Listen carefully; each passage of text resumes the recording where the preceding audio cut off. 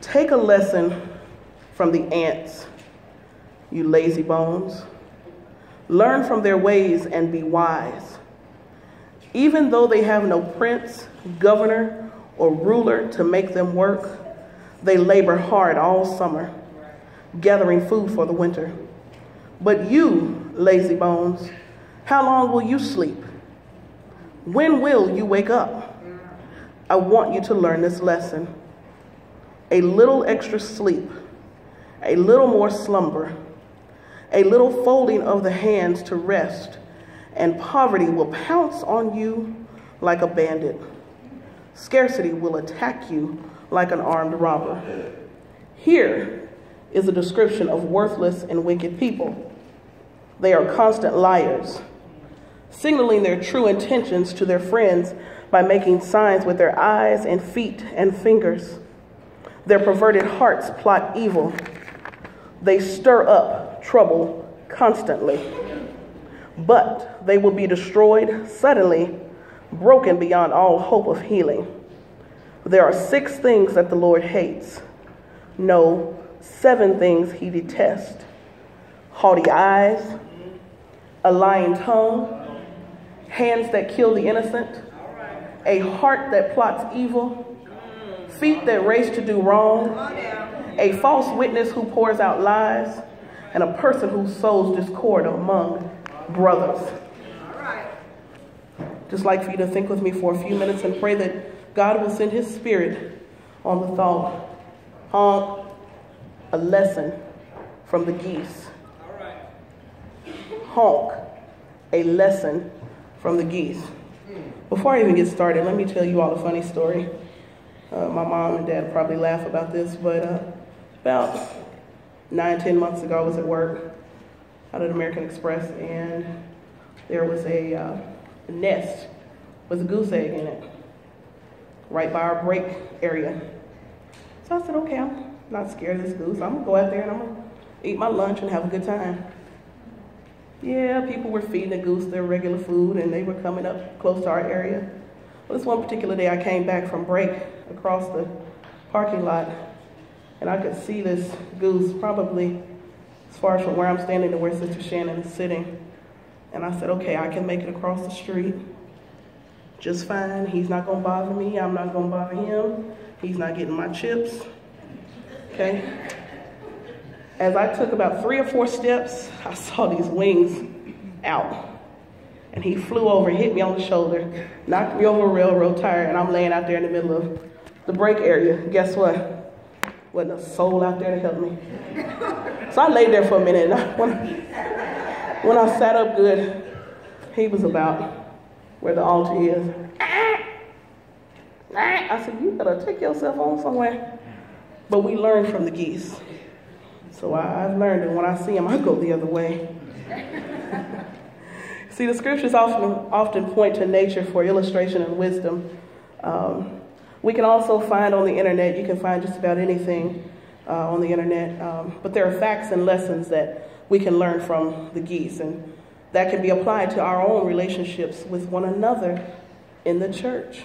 All right, come on, preach. Okay, let's go to our first lesson. Number 1, geese practice synergy. Okay. Now, as each goose is flying and it flaps its wings, it creates an uplift for the birds that follow behind.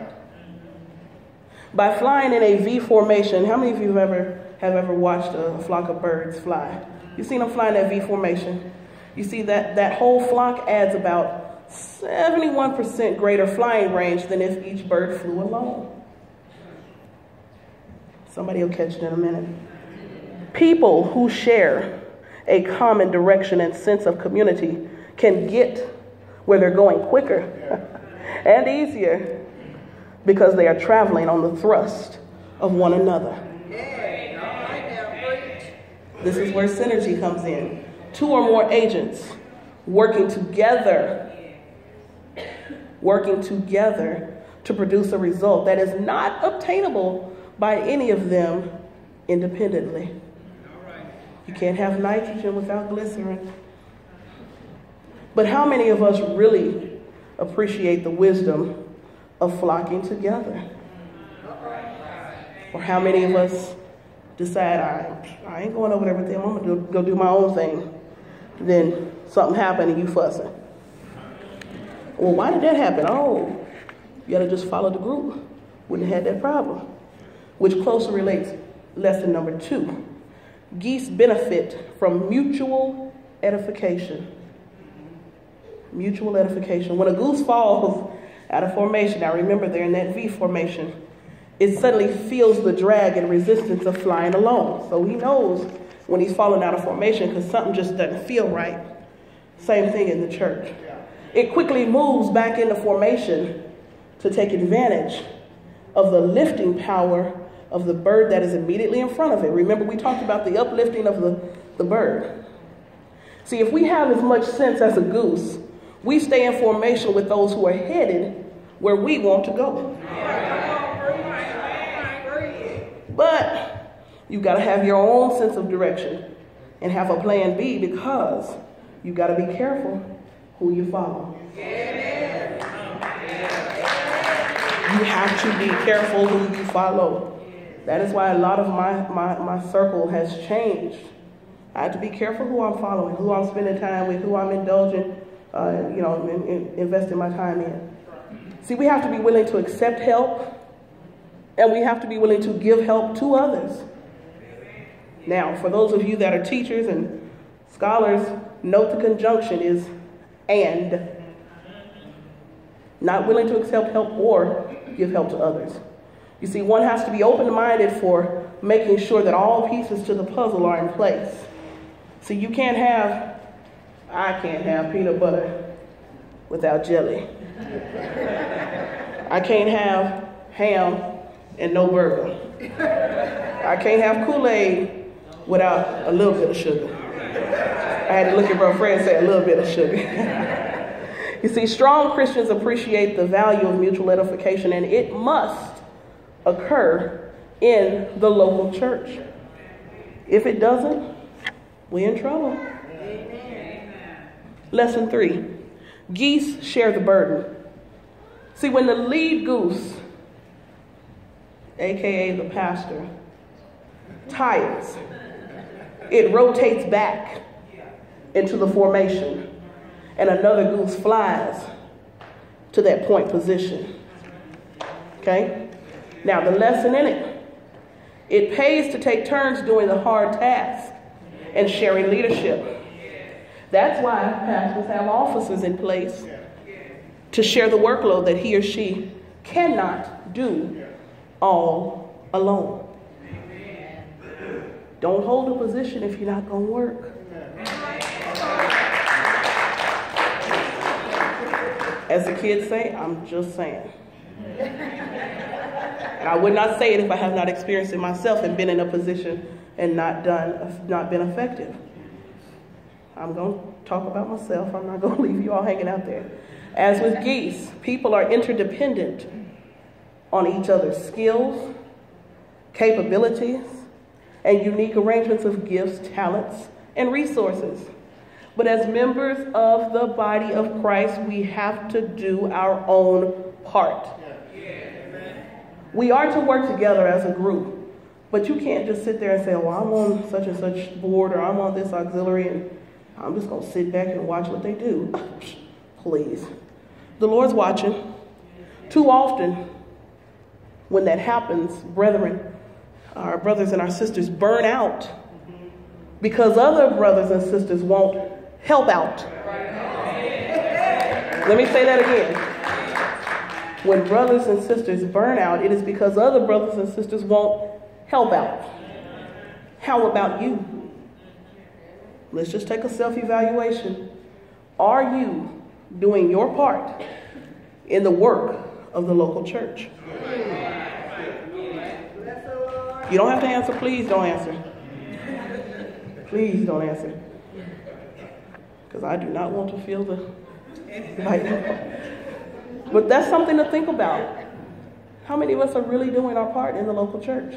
Or how many of us are just coming Sunday to Sunday to check out the latest fashion show, latest hair show, talk about folks? look at them crazy. Talk to them crazy. Or just sit and look. Duh. Okay. On to lesson 4, geese encourage those who lead. Now, remember, we're still in this formation. So the geese flying in formation honk to encourage those up front to keep up their speed.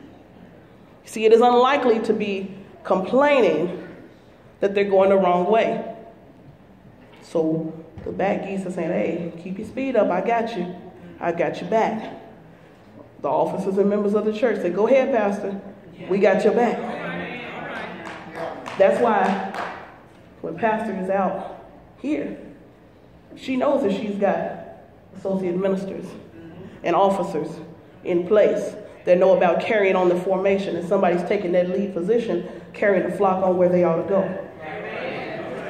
Some churches don't have that. See, we need to make sure that we're honking and it's encouraging. Okay? In groups where there is encouragement, the production is much greater. When it's not, we fall apart.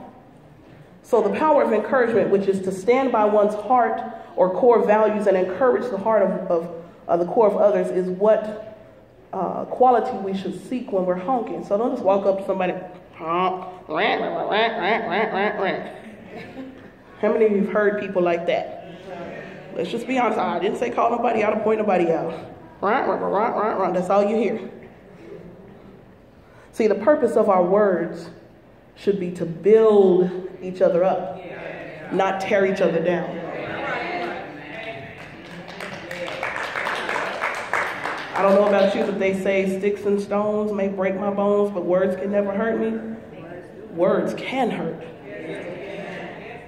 And they cause you to fall out of formation.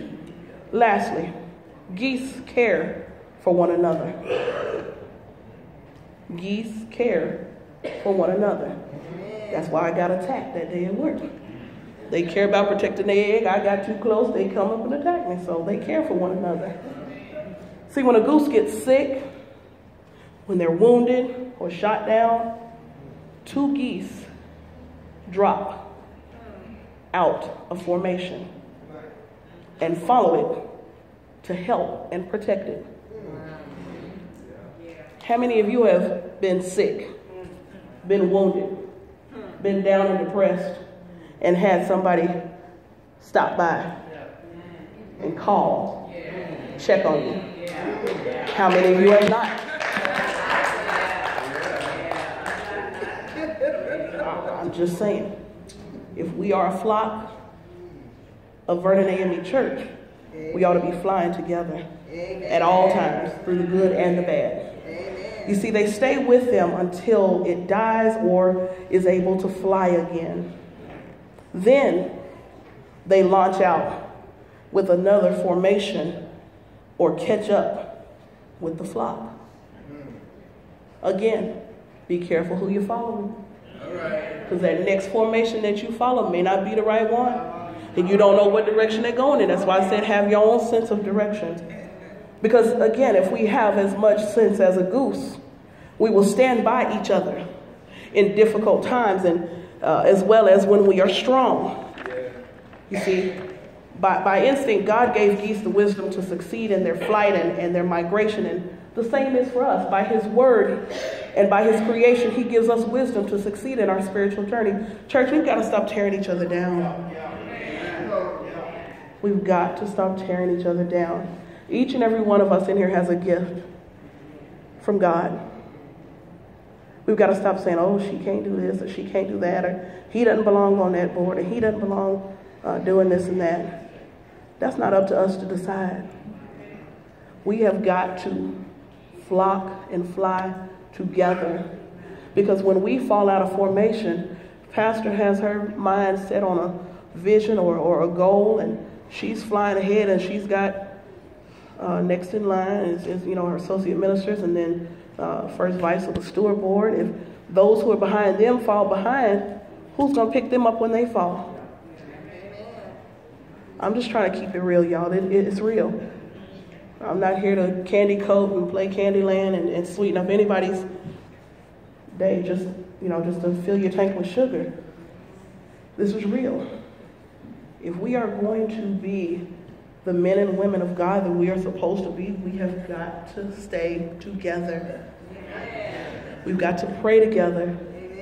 I don't know about your family, but my family has a saying that says the family that prays together stays together. We are there for each other through thick and thin. No matter what goes on, when it's all said and done, we are still there for one another.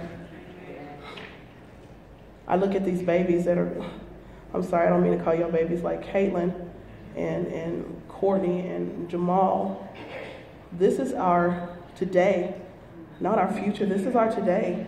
These are going to be our doctors and lawyers and our nurses and our presidents and our clinicians, our teachers. We have got to shape and mold them, which means those of us that are older than them have got to be better examples. Because to some of them, we are that lead goose. And they are the flock in the V formation. And if we don't lead right, they're not going to follow right. That goes for in the church as well as outside the church. Because some of us are one way in the church and another way outside the church. So the kids today are confused. Some of us talk sweet in the church and get outside, step on Greenwood and cussing somebody out. So what are we teaching our kids? We've got to get it together. I told y'all this wasn't sweet. So the next time that you honk, and I'm almost through, make sure that you honk the right thing. Because you might be honking the wrong message to somebody who's watching. Be careful. May God bless you, and may He continue to keep you, is my prayer.